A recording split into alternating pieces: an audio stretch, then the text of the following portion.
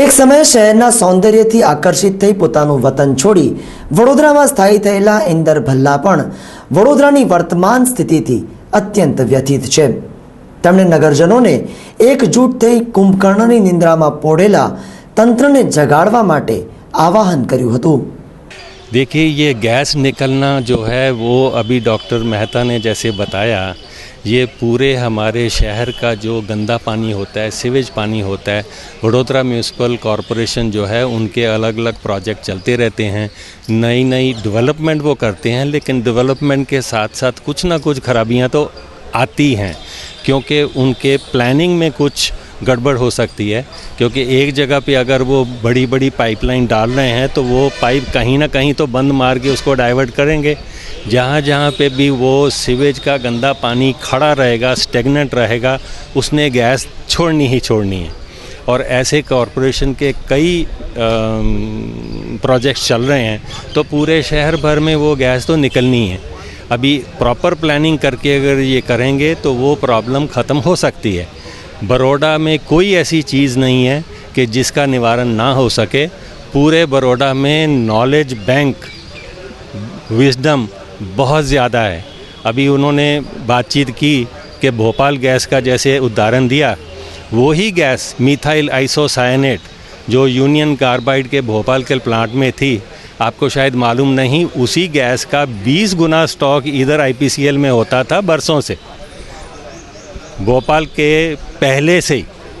Okay, लेकिन क्योंकि सब चीज़ व्यवस्थित तरीके से उन्होंने कंट्रोल करके रखी हुई है, इसलिए कभी एक्सीडेंट नहीं हुआ।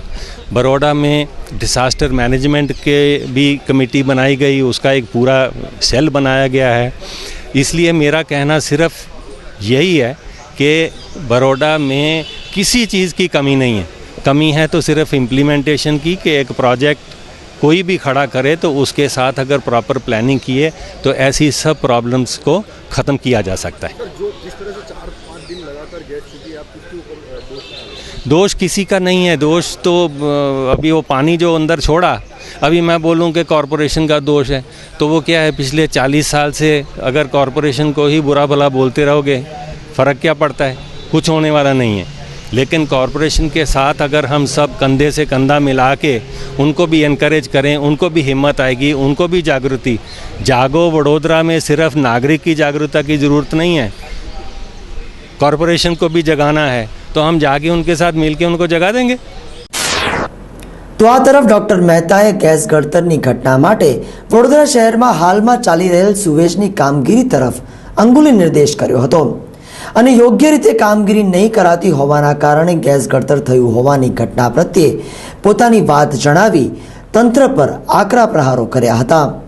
ગેસની જે ઘટના છે એવું મને એવું લાગે છે કે આપણે જે આખી અંડરગ્રાઉન્ડ પાઇપ કનેક્શન કરી છે સ્ટોર્મ વોટર ડ્રેનની, એની અંદર ઘણી વખત કચરો થતો હોય છે અને પછી એનું આખું ફર્મેન્ટેશન થતું હોય, પછી જેનું આઉટલેટ મળે ત્યાંથી આપણે ધાર્યા કરતાં ઘણો વધારે પ્રમાણમાં ગેસ થતો હોય છે। આપણે કોઈ વાર ચાલવા નીકળો સાંજે તો બહુ સ્મેલ આવતી હોય છે, પણ જ્યારે આ વધારે પડતું થાય ત્યારે આ એક સોર્સ હોઈ શકે, એવું વિગત તો ખબર નથી, પણ આ એક પણ સોર્સ હોઈ શકે। એવું નથી કે ઇન્ડસ્ટ્રીમાંથી જ આ ટાઈપનો ગેસને જનરેટ થતું હોય છે।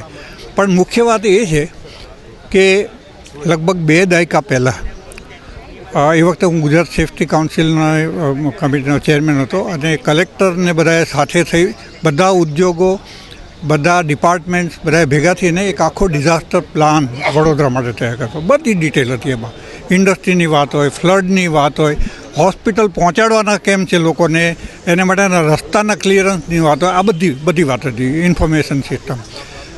કોઈ પણ શહેરની અંદર ડિઝાસ્ટર પ્લાન છે એ સતત આપણે જાગૃતિને એને ઇમ્પ્રોવાઇઝ કર્યા જ કરવો પડે અને એ બહાર લાવવાની જરૂર છે। અને બધા એના માટે પબ્લિક અને કોર્પોરેશન છે, ગવર્મેન્ટ એજન્સી છે, બધા ભેગાથી, અને ઇન્ડસ્ટ્રી, આ બધા ભેગાથીને કરવા જેવું છે। એટલા માટે જાગૃત સિટીઝનની એક બહુ જ મોટી સબળ સ્ટ્રેન્થ છે, કારણ કે આ બધું પોતાના માટે જ છે, જાગૃત સિટીઝન માટે જ છે।